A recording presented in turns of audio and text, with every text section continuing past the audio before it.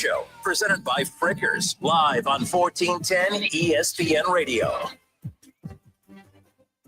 I'm really confused as far as what's going down right now. Like, I'm having a lot of people reach out and rip me for the Bengals winning last night when I predicted them to win. I was against your team.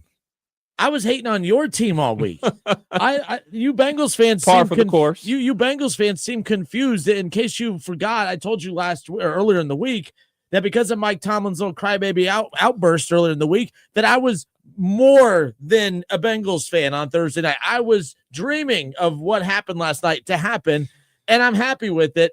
If the Browns did one thing right, it's created chaos for old Mike Tomlin. So I'm fine with that as far as that's concerned. But yeah, I'm just laughing at that. That's all. So, anyways, I have no clue why Bengals fans are doing this ha-ha thing at me.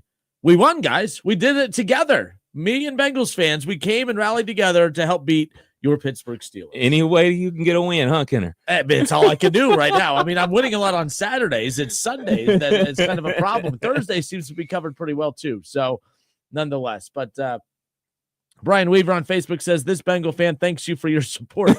Yeah.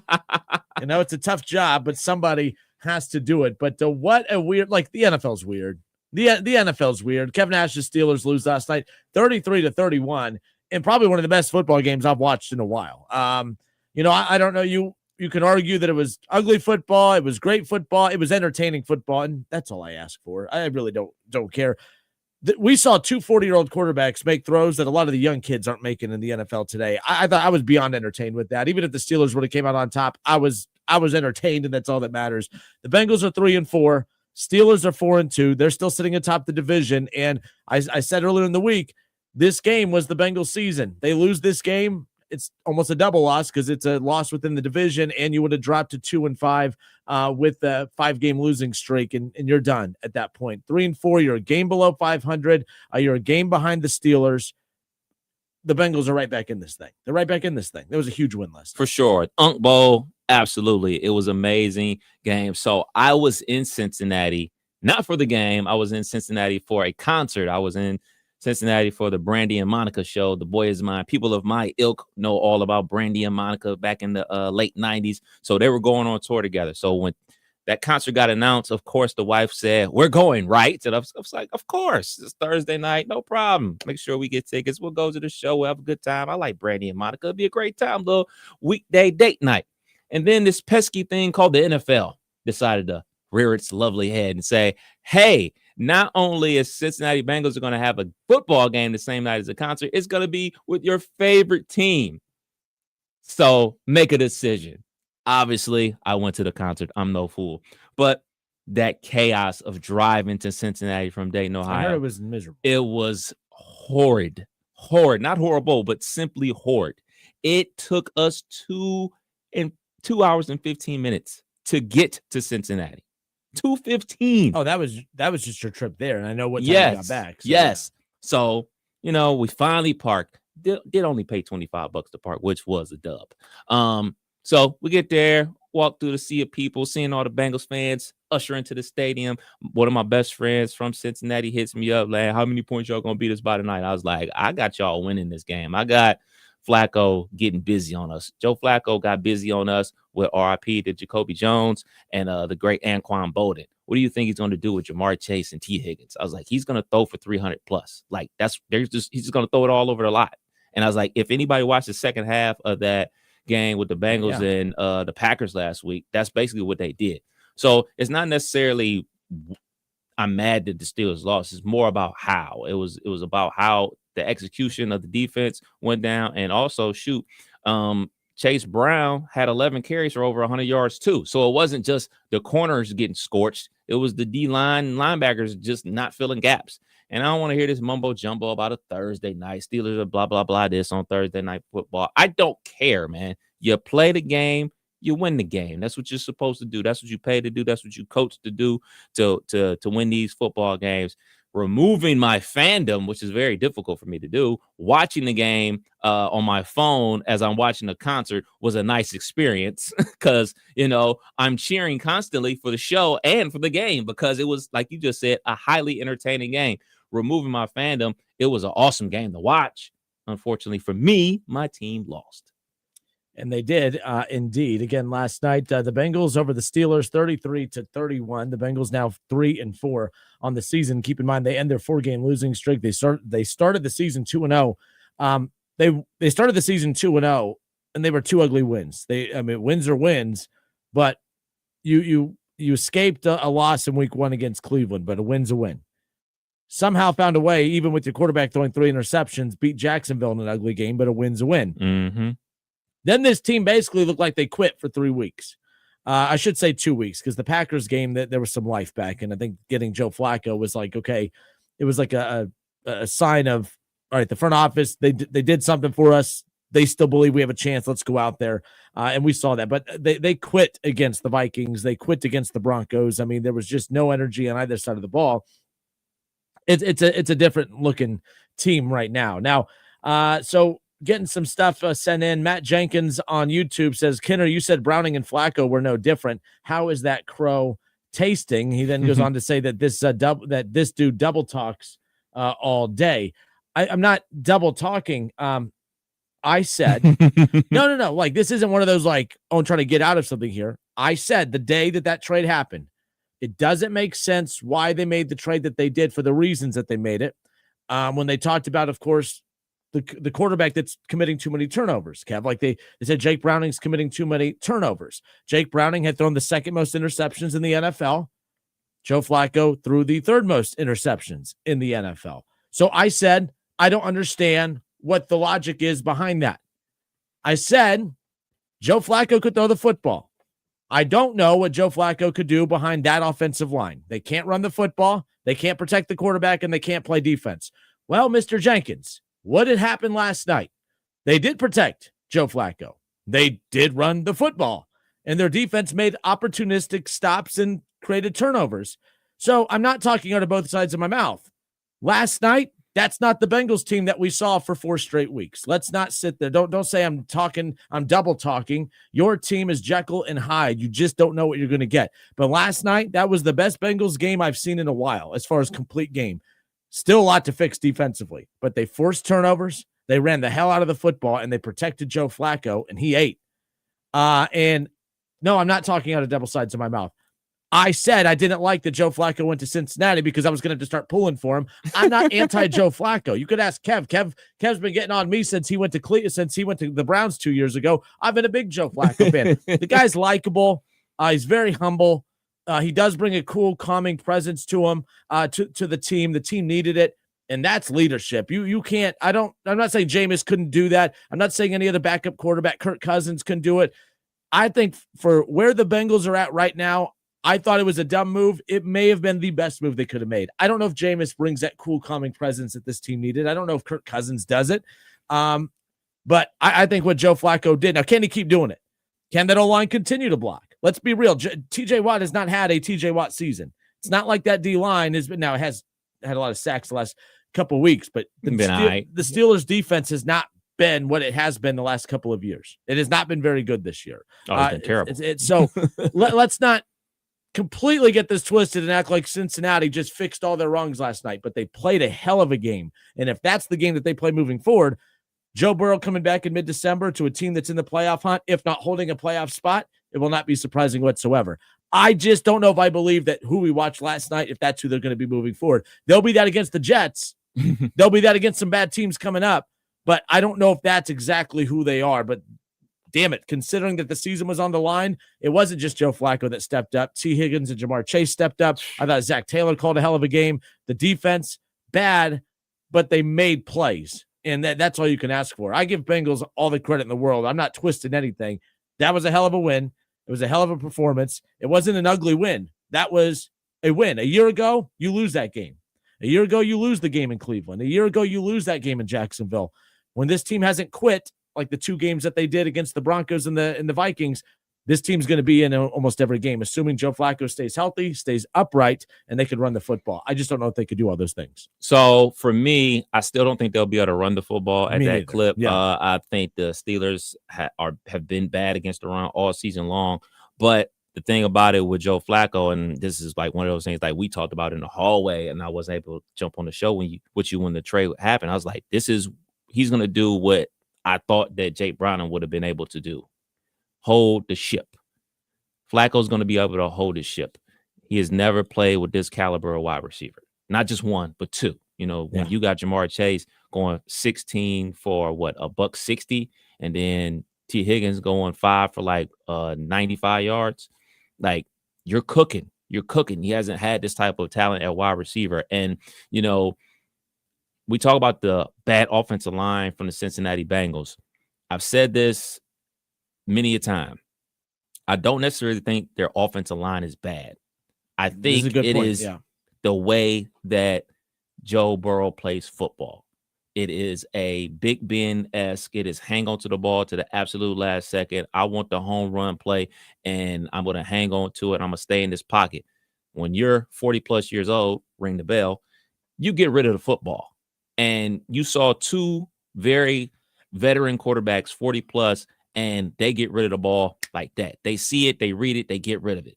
Because when they reload, guess what? They don't have the athleticism to get out of the pocket anymore. Speak for the quarterback. Joe Flacco, good for him.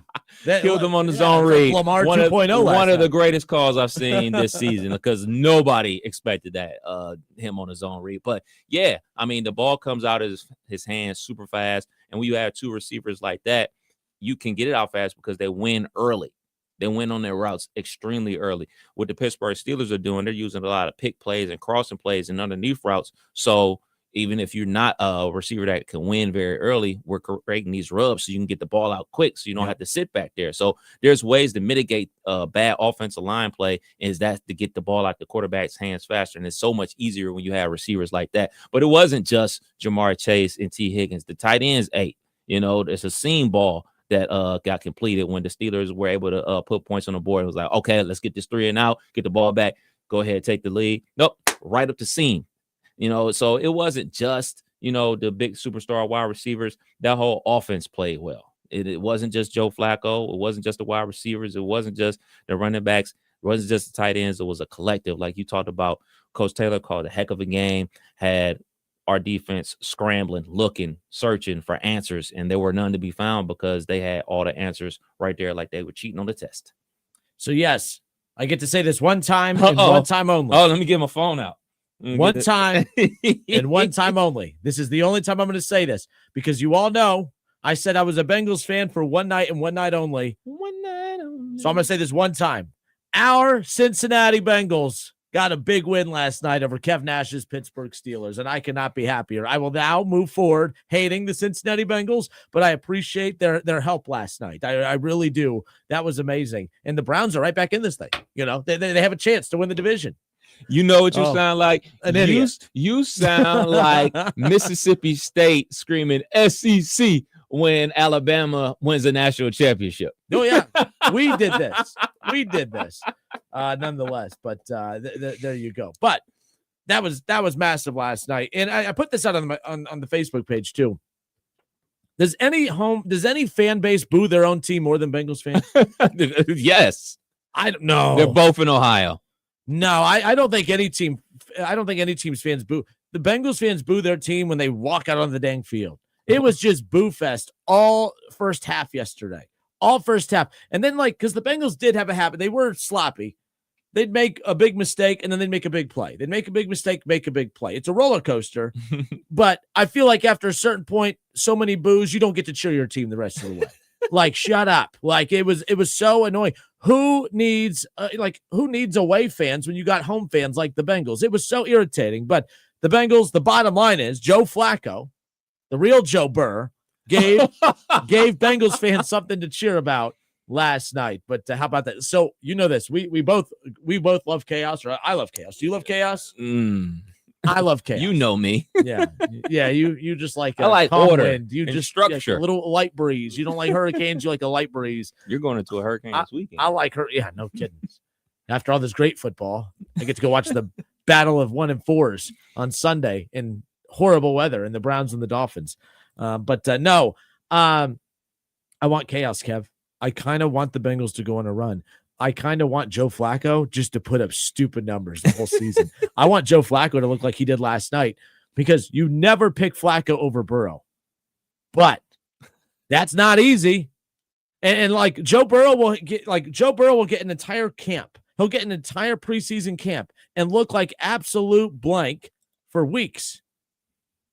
So I'm supposed to expect that after an injury that, Mr. Sum 41, Blink 182 looking quarterback is just going to be ready to go in mid-December after being cleared. This guy doesn't even look sharp after an entire month, but he's going to be cleared in mid-December and come back and look good. I want chaos, Kev. I want Joe Flacco to look the part. I want the Bengals to bow down to their savior, Joe Burrow, so they put him out there. I want him to lose to the Cardinals and then realize that we lost because we took the ball out of Joe Flacco's hands. And then you will understand what it's like to be a Browns fan. And then you want to know about chaos? I'll tell you about chaos. I'll tell you about a young man from Cleveland, Ohio, being a Pittsburgh Steelers fan to go see a concert in Cincinnati with his lovely wife and see his favorite team down there and watch a football game on a phone. That's what I had to do. So then after we lose the game, we get stuck in a parking garage for an hour. Who dey?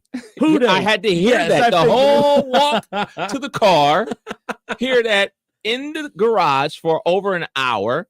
Okay, we finally get on the highway. We're zooming home. And then we hit major traffic by good old UD Arena because they were paving the roads. My other favorite team. Yes.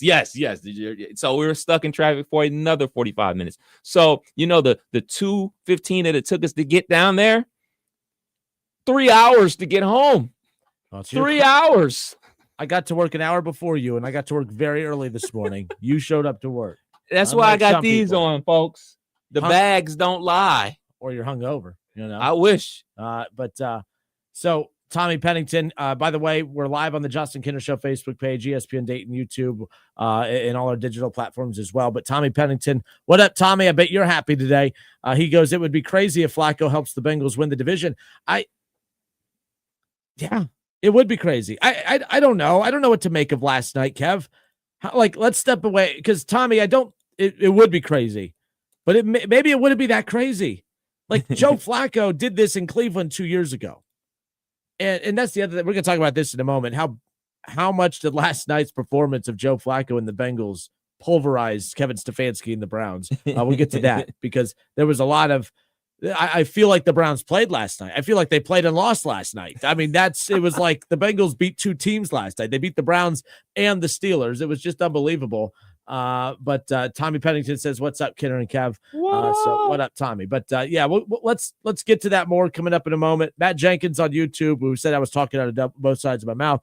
But he says you got to love the white stripe unis and the field. I got to say this too, because I'm in the giving mood. It's almost that time of year. 'Tis the season. Those jerseys are sick. Buffalo's looked cool. They released theirs this year. Mm-hmm. I like Minnesota's helmet. I like Minnesota's white unis, like the whiteout ones. Mm-hmm. But man, I gotta agree. I think Cincinnati might have, like, when they do the complete whiteout, like with the field and everything. I think it's the coolest looking combination in the league when they do those little special feature games. Where are you at with that? They're fire. They're fire. I love them. Cool. I love them. I mean, I can look at somebody's jersey and say, "Oh yeah, that's dope. I like that. I would wear that if I was a fan of that team for sure." It's very clean, as you would say, sharp. Sharp. But it's not that clean. When they play the Browns, those things don't look clean. They get dirty, like especially Joe Burrows, Myles Garrett. But that is interesting what you said earlier. Like, people are so afraid to criticize Joe Burrow, and you're not doing it from where Kinner would be doing it. But like, you're Joe Flacco. Why? Like, it's not a coincidence that the offensive line has looked better the last 2 weeks. The offensive line's not great, but it does have a lot to do with the style. Like, people get mad at Stefanski for the types of plays that he calls. Joe Burrow checks at the line a lot, which he should. He has every right to do so. Don't get me wrong. But Burrow he plays a huge role in the amount of times that he gets hit and the amount of times that he gets sacked and the amount of times that plays break down, because sometimes the easy play is the best play. And Joe Burrow is obsessed with the home run ball. And let's be clear, I don't think Jamar Chase would appreciate too much if Joe Burrow just eliminated the home run ball. Right. But we saw last night you don't have to be the home run hitter and still get a lot of bases. We saw that last night. It was a record night for Jamar Chase, who, by the way, phenomenal from him too. I'm giving credit to everybody. That was the best Bengals performance I've seen in a long time. That defense, my gosh, they can't stop the run though. I mean, the run defense was abysmal. Money Mac seems to be back. McPherson seems to be back. And if the defense could just get better, Money Mac is hitting. It's the recipe that actually led the Bengals to the Super Bowl a few years ago. So just saying. All right, good stuff. We'll step away for a few moments. I'm curious. So last night, was it a one-off? Is that who the Cincinnati Bengals are now moving forward, now that Joe Flacco is their quarterback? Is that who the Bengals are? Or was that just a night of inspired football? Your back was against the wall. You always seem to play up a level to, it doesn't say you win, but you play a different style against Pittsburgh, against your hated rival, right? Like, what can we expect from Joe Flacco and this Bengals team moving forward? Can they keep it going? They have the Jets and the Bears coming up. Can the Bengals get back to 500? We'll talk about all of that and more when we come back. Justin Kinner, Kev Nash, or might just be me. I'm not 100% sure. We'll figure it out. We'll be right back. Justin Kinner, Kev Nash, 1410 ESPN Radio.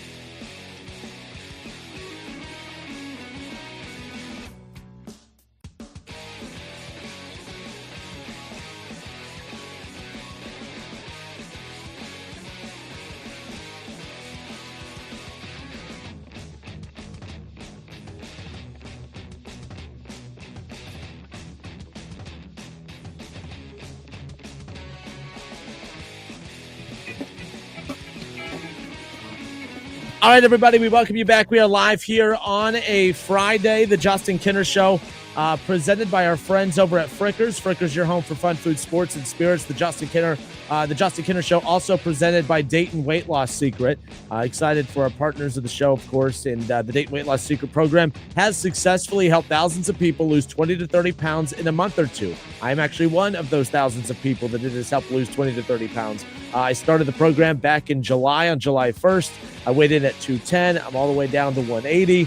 It's been a complete success and still continuing to go forward with it. So schedule your free consultation in person or virtually by calling Dr. Justin and his staff today, 937-999-1480, or online at DaytonWeightLossSecret.com. All right, I'm Justin Kinner again with you here. Reaction to last night's Bengals win over the Pittsburgh Steelers. Let me be clear. The Steelers and Mike Tomlin pissed me off like you wouldn't believe earlier in the week. The Browns do a lot of stupid things that they deserve criticism for. The one thing that I am really tired of that this has kind of turned into is Joe Flacco's success with the Bengals is now an opportunity to take a shot at the Browns.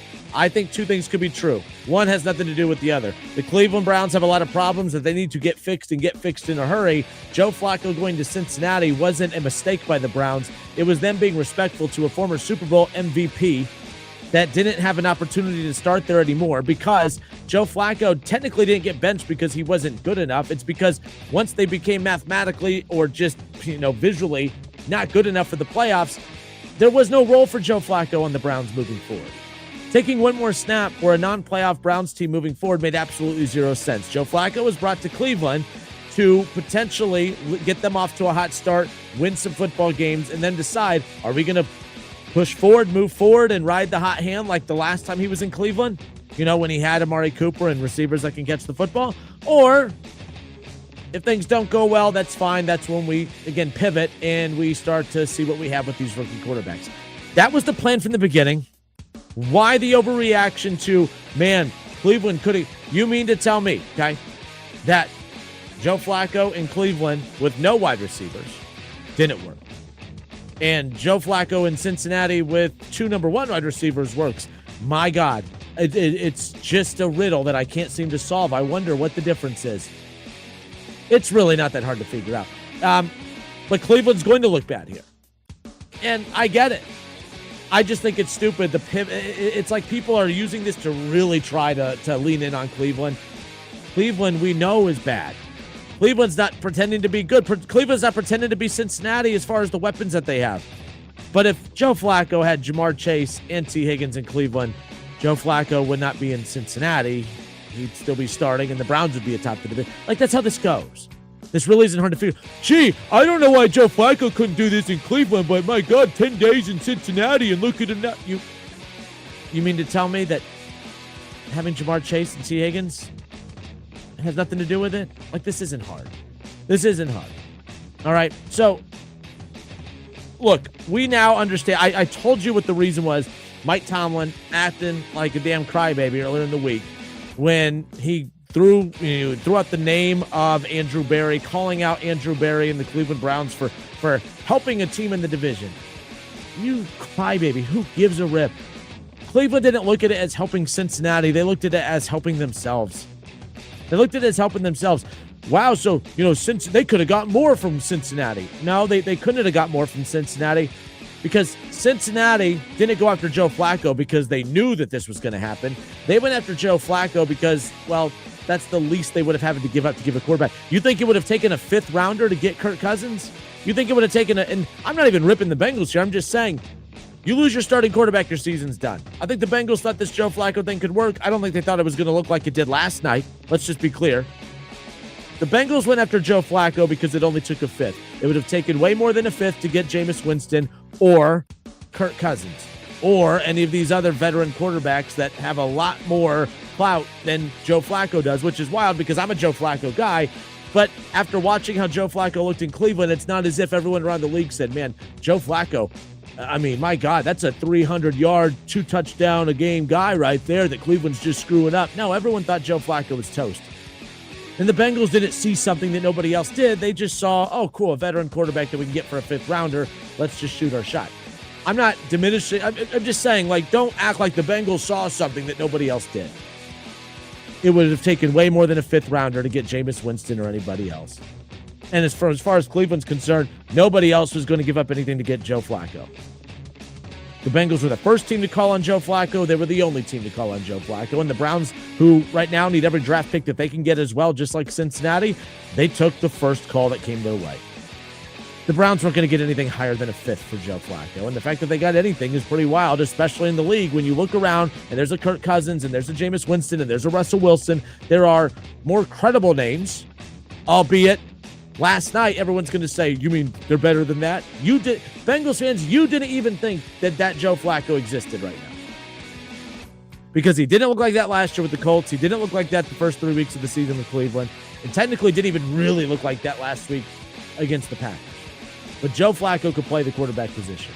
If you give him time to throw, which the Bengals did last night, and you could run the football, which the Bengals did last night, and you get turnovers and stops, which the Bengals opportunistic, they were opportunistic last night. They were still bad, but opportunistic.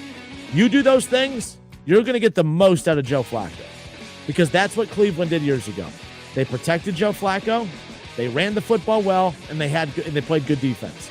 And if you play good defense and you could run the football and you protect Joe Flacco, that's how you're going to be successful with him. The problem is, and everyone says, "Oh, Kinner, now all of a sudden, now you're pivoting." No, because the Bengals have not blocked well.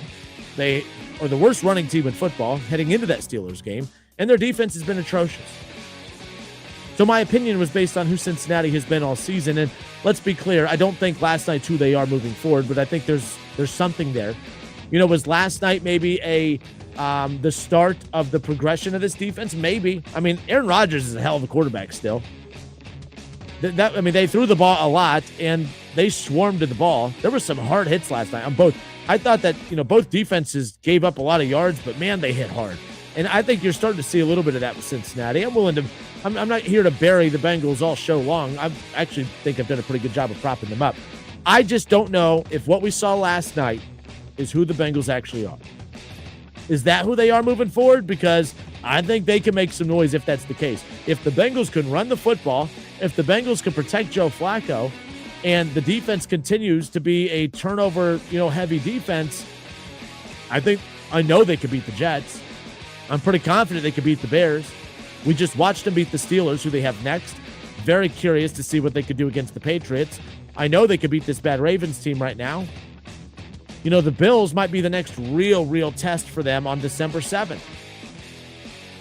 So I'm fascinated to see what all goes down as far as that's concerned. So we'll see what ends up happening. That Ravens game is at Baltimore. But I want chaos. I want Joe Flacco to do what he did last night the rest of the season. I want chaos. I want the Bengals to get to December now. And I want them to have to decide, do we take a quarterback that's averaging close to 300 yards and multiple touchdowns a game away for Joe Burrow, who, by the way, yes, you should. But there is a little bit of reason to maybe stop and think that over just a bit. If this team gets clicking a little bit, do you really want to mess with the rhythm? Are you convinced that Joe Burrow comes back and is Joe Burrow right away? Joe Burrow had a 100% healthy camp and looked like dog crap in week 1 and wasn't really much better in week 2 before he got hurt. And I'm not saying he's a bad quarterback. I'm just saying Joe Burrow always seems to need some time to kind of get it going a bit. Well, it really is a tight race. You can't afford for Joe Burrow to come in mid-December and get going a little bit. I'm here for the chaos. I really am. But I'm a Bengals hater, as you guys call me, but last night, that was the most impressive Bengals game I've watched in a long time. They protected the quarterback. They ran the hell out of the football. They weren't great defensively, but they created turnovers. And you guys like to rip Zach Taylor a lot? Zach Taylor's a good football coach, guys. He really is. He really is. Oh, but did you see the play? Yeah, I don't think there's a magic playbook for Jake Browning, guys. And if there was, it was the playbook that Zach Taylor used years ago when he had a winning record with Jake Browning. Jake Browning regressed. He made mistakes. He wasn't good. And when your quarterback's not good, there's not a coach out there that's viewed as good. You don't win with bad quarterback play. You could win with okay quarterback play. You could win with good quarterback play. Obviously, you could win with great quarterback play. And to Joe Flacco's credit last night, I don't give a damn how old he is. That was great quarterback play last night. You get great quarterback play, you get that run game and that offensive line performance, Bengals can win a lot of football games still. And they will definitely be in the hunt come December when Joe Burrow comes back, if that's the case. I'm not flip-flopping here. You guys saw the same Bengals team I did against the Vikings and against the Broncos, a team that just straight up didn't give a damn and basically quit. This team, what we saw last night against the division-leading Steelers, I think there's something there. How much, I don't know. But we'll find out. We'll find out. Let's go to Bob Love. Bob Love, thanks for holding, sir. You're on live. Man, this is like Agreement Friday. You know, we may have to pull out the tape recorder. Me and you are in lockstep, total agreement. I had a few drinks before the show, you know, so you know. Maybe that's what it is. Maybe it is. Yeah, maybe more than a few. There we go. First of all, weight loss-wise, congratulations, man. Keep up the good work. That's awesome. That sounds great, man. That's awesome. Well, thank you. Also, I want to say this. Bengal fans out there, listen, I don't say this too often, but listen to Justin Kenner and also Kev Nash about Burrow. He gets hurt. It's his play style. I've always said that to Bengal fans. I'm not saying our line is world beaters. They're not. But they're not nearly as bad as what they, appear to be. We see that whenever it is another quarterback is behind center. We saw that with Jake Browning 2 years ago. Yeah. Yep. Yes. When they start running the ball and he got the ball out of his hand, instead of worrying about his completion percentage, which I do believe Joe Burrow worries about because he talks about it all the time. I want to be a 70% completion guy. He takes sacks when he should throw the ball away. He will not throw the ball away. He would rather take a sack than to have, incomplete a pass. This is the way I feel about it. I love him to death. Great quarterback, but it's his play style. When he comes in the preseason and he says, "Oh yeah, I want to take hits. I want to feel like I've played some football. I want to run more." That's the stupidest thing I've ever heard of him. Why are you doing that? You're not Lamar Jackson. You're not Josh Allen. You see Joe Flacco last night. What did he do? Read the defense and get rid of the ball. Got rid of it quick. You don't have to play hero ball. Go ahead. No, he got rid of it quick. You're right. And it's not like that. It's not like getting rid of it quick all of a sudden took those home run plays away, because Jamar Chase balled out last night with that more effective play style as far as that's concerned. So, I'm with you. And to Kev's credit, Kev has been saying that for years. I just love dogging on the offensive line because it's the cool thing to do. But Kev, Joe Burrow definitely plays a role in that. And by the way, this is not turning into the Bengals don't need Joe Burrow. No, hopefully this is an opportunity. Like, it's one thing to watch Jake Browning do it. Joe Burrow's not sitting there saying, "I need to be more like Jake Browning."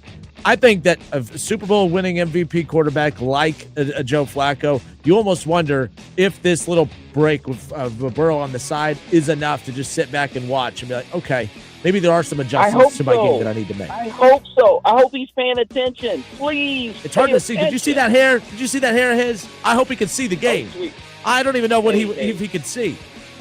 Hey, he's sweet, man. He's sweet. But pay attention, Joe. Look at Flacco. This is a veteran, a guy that doesn't want to get hit. And you ever notice whenever it is that Flacco, when he gets a little pressure, if the play's dead, what does he do? He just throws it in the ground. We'll wait for the next play. He's not taking hits. Burrow, you don't have to run around 25 yards running all over the place taking unnecessary hits. It's stupid. But I'm like you, Justin. I want chaos. I want him to play. I want Flacco to play well. And I want to get to December, and then let's see what you do. Because to me, it would be completely ridiculous if you were on a run and you're playing well and the team's got confidence in you. And I know Burrow's one of the best, but to switch. I want that. I'm here for that, man. I'm here for that. I want to see that. And by the way, if there's confidence that you could go to Joe Burrow and Joe Burrow's just Joe Burrow right away, then great. But Joe Burrow is never just Joe Burrow when he's coming off of a long absence from football. And that's what mid-December would be. That's that chaos I'm talking about where, like, of course you go back to Joe Burrow. Joe Flacco's not your franchise quarterback. But in that moment, if it really is a tight race and you're hanging on by a thread, Joe Burrow every year is a slow starter because he's, for whatever reason, needs a game to kind of adapt to it, whatever. I don't get it. But that's going to be the same thing here. Just because he's cleared for December, I mean, he was rusty in week 1 and 2. So I don't know that if it gets to that point, it'll be fascinating. But I thought what we saw last night, this team is good enough to remain in the hunt. I said yesterday, there's no way I'd be convinced that they're good enough to remain in the playoff hunt.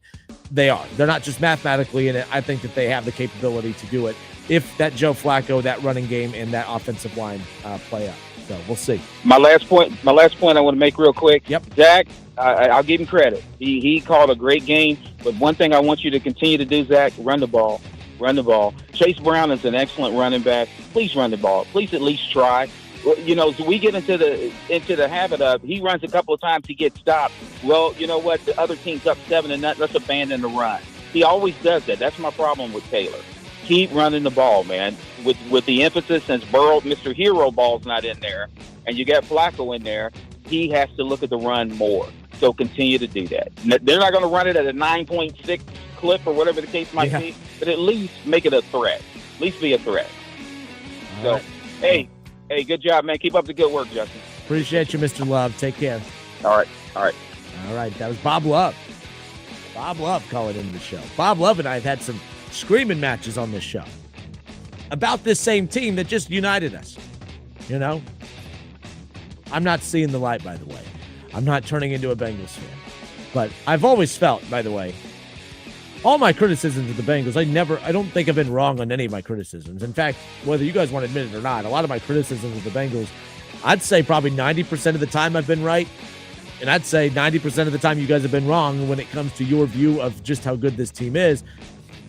They're not. But I will say I have put more blame on the offensive line for their issues than Joe Burrow. And I love giving Joe Burrow blame for a lot of stuff. But Kev has been on that from the very beginning, that Joe Burrow's style of play has a lot to do with the blame. We could sit here, like every play is going to have a deep route option. And Burrow would rather drop back and buy time for that deep play option to develop. And then he leaves his offensive line on an island, and basically they're the scapegoats because no one criticizes it. I'm glad that Bengals fans especially are seeing it. And I just hope Joe Burrow sees it. I hope Joe Burrow on the sideline with his goofy long hair now he's an emo guy now. Now he's in Blink-182. All right? Like now he's I don't know. But it's besides the point. But like I hope he brushes that hair out of his face so he can watch Joe Flacco play this position and realize that, okay, this offensive line's not great, but how do I play through those deficiencies? A veteran quarterback like Joe Flacco put on a clinic last night. Pretty damn cool. It was pretty impressive. So nonetheless, Ryan Holzapple, he says, do you have a talking to me, he goes, do you have a fever today? You're making too much sense. See, it's a weird day. Me and Bob Love, we agree. Steve from Springboro called in. He got mad at me and hung up. I think I'm being too positive about the Bengals, so he's ready to kill me probably, and understandably so. But Ryan Holzapple says, do you have a fever today? You're making too much sense. That defense wasn't built to be a top 10 defense. It was built to get stops and turnovers to get the ball back to the offense. They need to improve on third down defensively because letting a team convert for 70% isn't going to work. Yeah, I mean, luckily they did get those turnovers, because if they didn't get those turnovers, I think those plays that were turnovers, the Steelers were on their way down the field to put points on the board. Aaron Rodgers could still play. I was right about that as well. I hated that he went to Pittsburgh for that very reason. I didn't want him to go to Pittsburgh, but nonetheless, that's where we're at. But Pittsburgh has deficiencies. That's the thing. Like, if Lamar comes back, and they may be too far out of this, guys, that's a one-win team. You know, Cleveland's a one-win team. They're a one-win team. But the difference is they have a quarterback. Cleveland doesn't. Well, Cleveland has a couple quarterbacks. They just don't have any good ones. But, you know, Lamar comes back. Lamar's great. They have deficiencies. I think Aaron Rodgers is really good. They have a lot of deficiencies. And I think Joe Flacco is very, very solid. They just have a lot of deficiencies. But to repeat myself, they run the football like last night. They protect Joe Flacco like they did last night. Joe Flacco gets rid of the football quick. And Jamar Chase balled out too. And that heads-up play, by the way, from T. Higgins down the stretch, like he could have easily ran that into the end zone. The thought process to that should have been a Flacco touchdown and a T touchdown, and T. Higgins slid to continue to kill the clock. That's heads up. Those are heads up plays. Those are playoff caliber plays. Those are the difference between. You know what I mean? Like Kirk Herbstreit last night was just talking about, he was pointing out, everyone got mad at Herbie because he was bringing up the uneasiness of like, no one's guys, nobody trusts it. I thought the Hail Mary, I thought for sure Aaron Rodgers, I thought that was going to be caught. I just did. I was like, this is how it's going to end. I had to wait until to see if there was any flags thrown. There wasn't. The Bengals won. It was just like everyone held their breath. But that game a year ago, you lose in heartbreaking fashion. That game in Cleveland, you lose that game from week 1. The quarterback throws 3 interceptions in that game against Jacksonville. You lose that game a year ago. The only games they've lost this year outside of Green Bay are the ones that they've just mentally quit. They didn't come out mentally prepared, and they didn't mentally climb back into it. They quit. They quit in Minnesota. They quit against Denver. They quit those games. They felt sorry for themselves. They were giving up. And then now Joe Flacco comes in. There's some hope. And they look solid. We'll see how it's going to be. Justin Nickel on Facebook says, I still think secretly you're a Bengals fan. Have a good weekend. I'm not a Bengals fan, but I'm a big Joe Flacco fan. It helps if you have a likable quarterback. You have a likable quarterback now, at least from my perspective. I don't like your quarterback, Joe Burrow. I just don't. I think he says all the right things, but I think he's a very me guy. And it's interesting when you drop in a guy that's all about doing what's best for the team and not caring, like Bob said, not caring about his completion percentage and not worrying about trying to make the home run play. It's just about making the right play. When a 40-year-old agrees to roll out and run to pick up a first down like that, when that 40-year-old's willing to throw it into the ground for an incompletion just so he doesn't force an interception, when a 40-year-old like that is putting his body on the line and putting his well-being on the line, not at the expense of a home run play, but at the expense of any play. I hope Joe Burrow's taking some notes of it because, my God, his arm is talented. Joe Burrow's super talented. But your biggest strength is your biggest weakness, and it's Joe Burrow. His inability to stay healthy.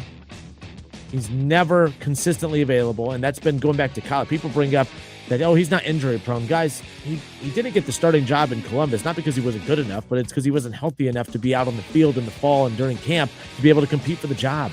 And then by the time he was ready to compete for the job in the spring, he still didn't have enough practices to be able to truly go at it with Dwayne Haskins.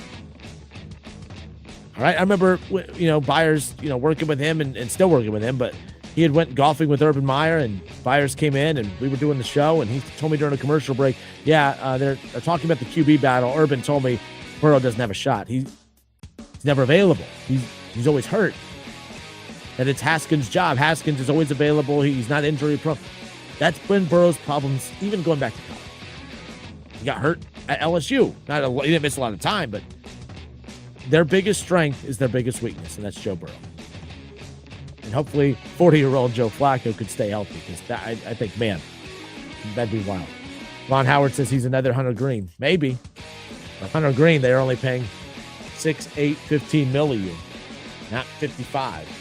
Ooh, there you go. But Chad Kinster says technically Cleveland is paying 8 or 9 different quarterbacks. That's right. I did see some people say like last night should give us hope. Browns fans, we should feel hope for what we saw last night because maybe Deshaun actually is a good quarterback. He just needs to play. Like, that's the other thing, too, about the Kevin Stefanski hate. Kevin Stefanski has not been a good coach this year. Kevin Stefanski's offense sucks this year. But this idea that, Kevin Stefanski didn't know how to have success with Joe Flacco, and now he's having success in Cincinnati. Guys, it was that very same system that Joe Flacco played in when the Browns went to the playoffs 2 years ago. Kevin Stefanski knows how to have success with Joe Flacco.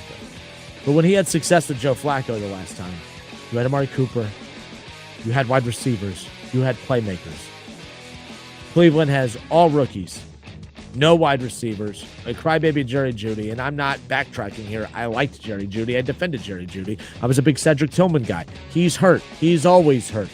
Jerry Jeudy is clearly not a number 1 or a number 2 at this point. I don't know what his problem is. Joe Flacco is not going to have success with Kevin Stefanski, just like Dylan Gabriel's not, just like Shador won't. Joe Burrow can come back and go play for this Cleveland Browns team. They're not doing anything, and it's not because Joe Burrow's not good or Flacco's not good. Dylan Gabriel might even be good, but there's no one to throw the damn football to. I can't believe Stefanski's offense doesn't allow Dylan Gabriel to throw the ball further than 10 yards. Well, it's kind of believable when you don't have a receiver that is worth the damn 10 yards down the field. It's wild. It's wild. I'm starting to lean towards the Browns needing to move on from Stefanski. More so, not because I don't think he can coach. I think a fresh message, offense needs to come in. I would love to see Schwartz be moved to the head coach and move some pieces around and get an offensive coordinator. Maybe if the Dolphins move on from McDaniels is the offensive coordinator and Schwartz is the head coach. I don't care, but a new message has to be delivered in that locker room at some point. And maybe people are joking, but kind of not. Maybe Deshaun is a good quarterback and Stefanski's just suffocated him. Who knows? I don't know. But I'm no longer going to defend the notion that the Browns is the Browns, because the Browns is the Browns. David Mann on Facebook, watching the Justin Kinner show there, says many Browns fans pinned their offensive problems on Flacco, specifically that I know. Last night proved that wrong and highlighted the lack of strong receiving weapons the Browns have currently. Simple. It's also fair to say Flacco wasn't good in Cleveland this most recent run. But Flacco at 40 years old, by the way, when you have, I think you guys are really overlooking just how significant it is to have Jamar and T. There's a reason that Joe Burrow spent all his time begging and pleading and crying at how much he needs Jamar and T. Higgins, because now we see, it's not that we see it, we knew it. But at 40 years old for Joe Flacco, he's not out there carrying the team on his back. He's making the plays that are there. You have wide open Jamar Chase and T. Higgins. He's made some beautiful throws too, even in coverage, but no one was wide open in Cleveland. No one. And Flacco at 40 years old is not built to carry a bad Browns team. And he's not even carrying Cincinnati. He's getting the ball to the two number one wide receivers that this team has, and he's coming from a team that has 0 number one wide receivers. It has a lot to do with that. It does. The Browns deserve criticism because it is the Browns and they haven't earned the benefit of the doubt. But if you really use logic, it's that simple. Joe Flacco didn't do great in Cleveland because there's no one to throw the football to. He's looking very, very solid in Cincinnati because there's a couple guys you could throw the football to. Simple as that. Damon Hahn. Strangely, you know who this looks the worst for is the Bengals. Shows you that you don't need a $60 million quarterback. You need a $30 to $40 million guy and invest that money into the rest of the team. Damon, that would be a hot take that if I was to watch last night's game and say, okay, how do I watch that game and twist it to piss off Bengals fans? That's the take I would have right there. If the troll that is me was watching last night's game and saying, how do I twist this to water down or to you know what I mean, to poke at them, that's the take I would have. It's, by the way, nobody needs a $60 million quarterback. They need an elite quarterback, which happens to cost $55-60 million. But you need a Joe Burrow. You need a Joe Burrow. I mean, like, this Joe Flacco thing is awesome. It's awesome, but they need a quarterback. They need Joe Burrow. But for this right now, for this season, they need Joe Flacco. That's what they need right now. Joe Flacco to remain Joe Flacco. The Justin Kinner Show presented by Frickers. Frickers, your home for fun, food, sports, and spirits. Good stuff, everybody. We'll be right back.